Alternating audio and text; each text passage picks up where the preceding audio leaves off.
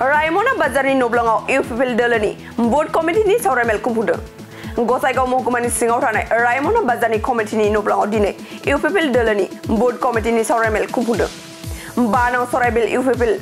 बियाबनि मोनथाम प्राइमारिनि गासै 15था बोर्ड कमिटिनि मावफारियाफोरखौ लानानै मोनसे गोनांथार सावरायमेल लानाय जायो।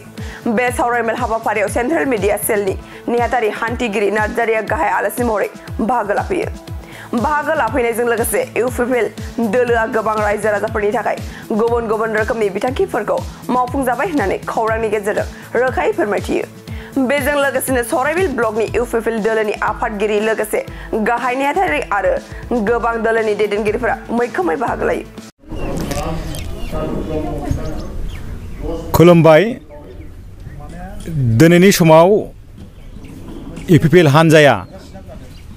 बिटिसि सरकारावबो खुंथायनि बिबाना दङ,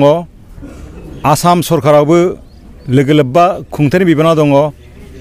आरो एनडिएनि मोनसे एलायन्स पार्टनार हिसाबै इउपिपिएल हानजाया रायजो राजाफोरनिसिम गाहाम सिबिथाय होनो जों सिगांबोदों आरो फैगौ समाव बिटिसि सरकारनि गेजेरजों आसाम सरकारनि गेजेरजों दुलाराय बड'लेण्ड हालामनि रायजो राजाफोरखौ सिबिनो थाखाय जों बायदि रोखोमनि खामानि मावदों। सरकारि बिथांखियारि बिथिं महरै बेफोरनि सायाव जोंनि हानजानि सुबुंफोरजों, हानजानि बिबानगिरिफोरजों, हानजानि सोद्रोमाफोरजों जों लोगो हमज्लायनाय जोङो असिलायै जों दिनै बेहाय सराइबिल समस्थियाव जोङो जोंनि बुथ लेभेलनि जों सोद्रोमाफोरखौ लोगो हमफैदों। जों हानजानि बाथ्रा सावरायदों। जों फैबाय थानाय समाव जोंनि हानजाखौ जों रायजो राजाफोरनिसिम जों मोजां सुबुं सिबिथायनि गेजेरजों जोंनि ओनसोलखौ जों जाहाथे दावगालु बिथिं फारसे जों दावगाला होलांनो हायो, बेनि थाखाय जों बाथ्रा सावरायदों। बेवहाय गुवारै दिनैनि बे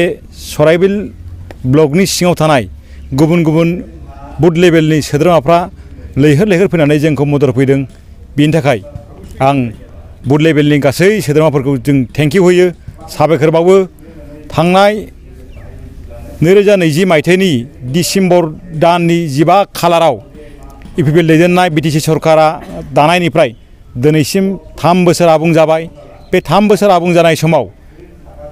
मानगोनां जोंनि इउपिपिएल हानजानि आफादगिरि बिटिआरनि सिएम मानगोनां प्रमद बर' सारनि दैदेननायाव जानाखि बिटिसि सरकार जादों, बे सरकारा दिनैसिमाव मोन 30निबो बारा सरकारि फ्लेगशिप प्रग्राम जों साजायनानै जों सुजुनानै दिनैनि समाव आइजो माहारिफोरखौ रांखान्थियारि बिथिं फारसे गावनि गाव आथिङाव गसंथानायनि नामाव जोङो माइनाव सोरां बिथांखि जों बिथांमोननो जोंनि खोथा होनाय बायदियै 25,000 राङै जों बिथांमोननो जों राङारि मदद होदों। बिनि अनगायैबो दिनैनि समाव प्रेगनेन्ट आइजोफोरखौ जोङो प्रेगनेन्टनि 5 दाननि सिगां आरो डिलिभारि होनायनि 5 दानसिम जों 10 दानसिम दानसेयाव 1,000 राङै जोङो राङारि मदद होनो थाखाय आइ अनसाय बिथांखि जों आथिखालाव जों सरकारा बिथांखि फोसावदों। बेनि थाखाय दा जों आइजोफोरनो जोङो बेबायदि मदद होनाय सिगां लादों। बेनि अनगायैबो गुबुन गुबुन हारि माहारि राव धोरोमारि सुबुंफोरनि मठ मन्दिर नामघर थानसालि गिर्जा बायदि बायदि फसंथानफोराव जोङो 2 लाख राङै जोङो राङारि मदद होनायनि गेजेरजों जाहाथे मठ मन्दिर थानसालिफ्रा बाथौ थानसालिफ्रा ब्रह्म मन्दिरफ्रा जाहाथे मोजां थासारि जों लुफुंनो हायो, जों बेखौ जों दा रायजो राजाफोरनो जों राननानै होबाय। बेनि अनगायैबो सोलोंथाइ बिथिङाव जोङो जोंनि ओनसोलनि जाखांफु सेंग्रा सिख्ला सोलोंथाइ बिथिङाव गोरों गोरा खालामनो थाखाय जोङो बड'फा उपेन्द्रनाथ ब्रह्म सुपार 50 मिशन खालामनाय हाबाफारिनि गेजेरजों आथिखालाव सेथि फेसआ 50सा फरायसाफ्रा दिल्लीयाव थानाय मोनसे फसंथानाव 11 दाननि बेसेन नाङै कचिं लाना फैबाय, इउपिएससि कचिं। आथिखालाव 50 आरोबाव फरायसाफोरा आथिखालाव इउपिएससिनि कचिं लानायाव दा बिथांमोना नांजाबना दङ। थांनाय समफोराव जोंनि इउपिएससि कचिंनि गेजेरजों गोबां फरायसाफोरा गोबां केरियार दानायनि बाथ्रानि गेजेरजों गोबां जाफुंसारबाय आरो फैगौ समाव बड'लेण्ड हालामाव जोङो जाहाथे रोंगौसा गोनां आइएएस अफिसार आइपिएस अफिसार जों दिहुननो हायो, एपिएस अफिसार जों दिहुननो हायो। जों बेनि थाखाय जों गोबां बिथांखि नाजावदों। दिनैनि समाव बे बड'लेण्ड हालामाव गोदान मोनदांथि गोदान जौगानायनि जानाखि मोनसे गोजों बिदिन्थि बे बिदिन्थिफोरा मोनसेनि उनाव मोनसे जौगालांगासिनो जों सालायनायखौ जों नुनो मोन्दों फैगौ समाव बेबायदि थासारिनि गेजेरजों जों जाहाथे बड'लेण्ड हालामखौ बा बिटिआर ओनसोलखौ जों जेरैबो बिथिङाव वेल इक्विप जों मडेल डेभेलपमेन्ट जों खालामनो हायो जों बेनि थाखाय इउपिपिएल दैदेननाय सरकारा जेब्लाबो बिथांखि सुजुदों आरो बेनि थाखाय जोंनि इउपिपिएल हान्जानि साफ्रोमबो दैदेनगिरिफ्रा रुल लेभेलनिफ्रायनो जा ब्लकनिफ्राय जा प्राइमारिनिफ्राय जा सेन्ट्रेलनिफ्रायनो जा जों गासै इउपिपिएल हान्जानि सोद्रोमाफोरा जेब्लाबो साग्रिद आरो फैगौ समाव जोंनि हान्जाया जाहाथे सुबुंफोरनि मोजां खामानि मावनाय सुबुंफोरनि अनसायनायजों खामानि मावनो हानाय जों बे थासारियाव जों फैनो हायो आं बेखौनो आनान गसाइनि खाथियाव आर'ज गाबो जों दिनैनि समाव बड'लेण्ड हालामखौ जौगासार खालामनायाव नों दानागार आं दानागार मोनसे नीतिनि गेजेरजों मोनसे मोन्थोरनि गेजेरजों जोंनि सरकार आरो जोंनि इउपिपिएल हान्जाया खामानि मावनानै जों खामानि मावनो जों थांखि लादों बेबायदिनो जों दिनै बड'लेण्ड हालामनि गुबुन गुबुन जायगाफ्राव बेरायनाय जों दावबायनाय बायदियै जों दिनै सराइबिल समस्थियाव जों दावबायफैदों आरो रायजो राजाफोरजों लोगो हमलायदों बिथांमोननि खौरां लादों जों बड'लेण्ड हालामाव जाहाथे फैगौ समाव जौगानायनि जानाखि स्पिरिट जोंनि बिटिसि सरकारनि जानाखि मावबिथांखिफोर जोंनि हान्जा लानाय हाबाफारिफोरखौ जों जाहाथे मोनसेनि उनाव मोनसे जों मावफुंलांनो हायो गोजोन गोरबोनि गेजेरजों आं बेखौनो दिनैनि समाव रायजो राजाफोरनिसिम फोरमायथियो इउपिपिएल हान्जाया मोनसे हान्जा महरै जिखि थासारि फैया मानो बिसायख'थिया होन माबा सरकारि आसनियानो होन गासैबो हाबाफारिफ्राव जों मैखोमै जों बाहागो लानो जोंहा साग्रिद जायनि थाखाय रायजो राजाफोरनिसिम जोंनि सिबिनाय जोंनि अनसायनाय जोंनि मोजां खामानिफोरखौ जों जाहाथे फोरमायनो हायो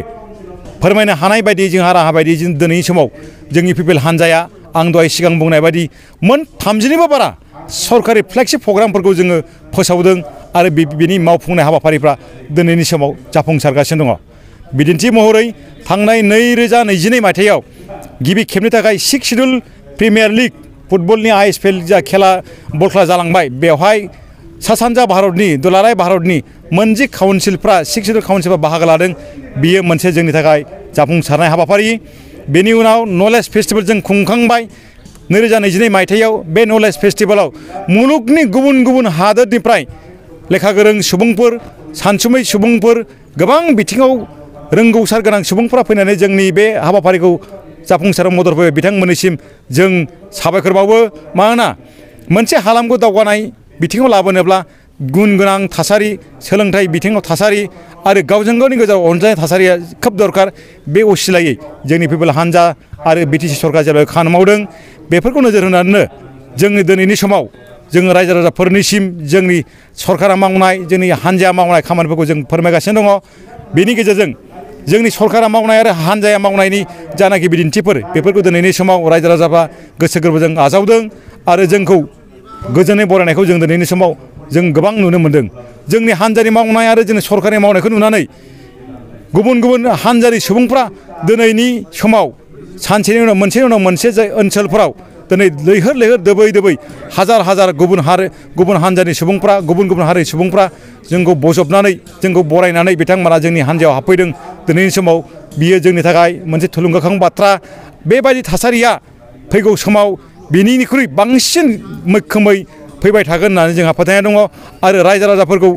सिबिनायानो जोंनि इउपिपिएल हान्जानि आरो बिटिसि सरकारनि मोनसे मावनांगौ गुबै हाबाफारि होननानै आं बाजाज कम्पानिनि बाइक सालायनो मोजां मोनग्राफोरनि थाखाय गोजोनथाव खौरां बेसेन नाङाजासे 5 लिटार पेट्रल गंनै हेलमेट सीट कभार 12 टाइम्स वाशिं कुपन मोननो हागोन